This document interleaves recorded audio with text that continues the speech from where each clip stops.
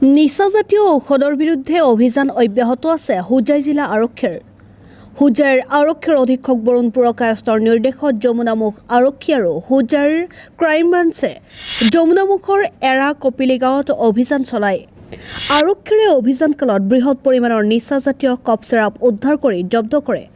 হোজাই আৰক্ষী অধীক্ষক বৰুণ পুৰকায়স্তৰ নিৰ্দেশত ক্ৰাইম ব্ৰাঞ্চ আৰু যমুনামুখ আৰক্ষীয়ে অভিযান চলায়।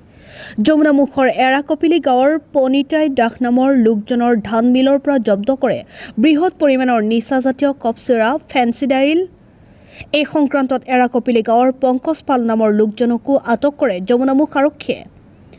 ঘটনাৰ সংক্ৰান্তত আৰক্ষীয়ে তদন্ত অব্যাহত ৰাখিছে। সংক্ৰান্তত আজি ৰাতিপুৱাই SP ছাৰৰ তাত এটা ইনপুট আহে আৰু ইনপুটৰ ভিত্তিত লগতে আমি আমাৰ যমুনামুখ টিম আৰু অফিচিয়েল টিম যিখিনি আছিলে ওচৰৰ পৰা গোটেই টিমখিনিয়ে মিলি পেলাই এটা অভিযান চলাওঁ। অভিযানত 25টাকৈ কডিনৰ বটল জব্দ কৰা হয় এৰাকপিলি অঞ্চলৰ পৰা।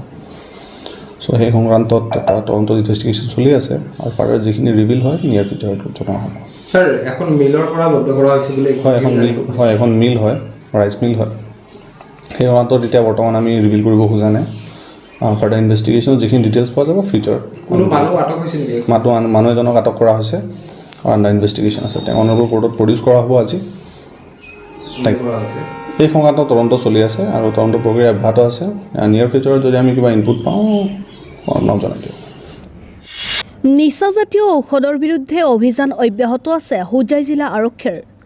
হোজাইৰ আৰক্ষীৰ অধীক্ষক বৰুণ পুৰকায়স্তৰ নিৰ্দেশত যমুনামুখ আৰক্ষী আৰু হোজাইৰ ক্ৰাইম ব্ৰাঞ্চে যমুনামুখৰ এৰা কপিলি গাঁৱত অভিযান চলায়।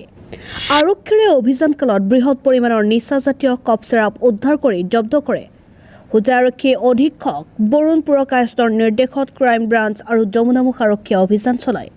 যমুনামুখৰ এৰাকপিলি গাঁৱৰ পনিতাই দাস নামৰ লোকজনৰ ধান মিলৰ পৰা জব্দ কৰে বৃহৎ পৰিমাণৰ নিচাজাতীয় কফ চিৰাপ ফেন্সিডাইল। এই সংক্ৰান্তত এৰাকপিলি গাঁৱৰ পংকজ পাল নামৰ লোকজনকো আটক কৰে যমুনামুখ আৰক্ষীয়ে।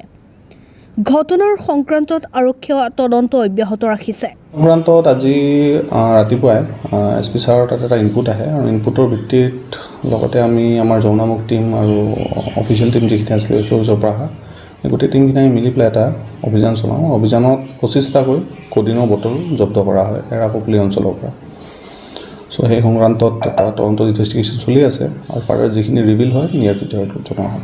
স্যাৰ এখন মিলৰ পৰা জব্দ কৰা হৈছে বুলি এখন মিল হয় ৰাইচ মিল হয়। সেই সংক্ৰান্তত এতিয়া বৰ্তমান আমি ৰিভিল কৰিব খোজা নাই। ফাৰ্ডাৰ ইনভেষ্টিগেশ্যনত যিখিনি ডিটেইলছ পোৱা যাব ফিউচাৰত। মানুহ এজনক আটক কৰা হৈছে আৰু আণ্ডাৰ ইনভেষ্টিগেশ্যন আছে। তেওঁ অনাৰেবল কোৰ্টত প্ৰডিউচ কৰা হ'ব আজি। এই সংক্ৰান্তত তদন্ত চলি আছে আৰু তদন্ত প্ৰক্ৰিয়া অব্যাহত আছে। নিয়াৰ ফিউচাৰত যদি আমি কিবা ইনপুট পাওঁ জনাই দিওঁ। News desk report Ganga live.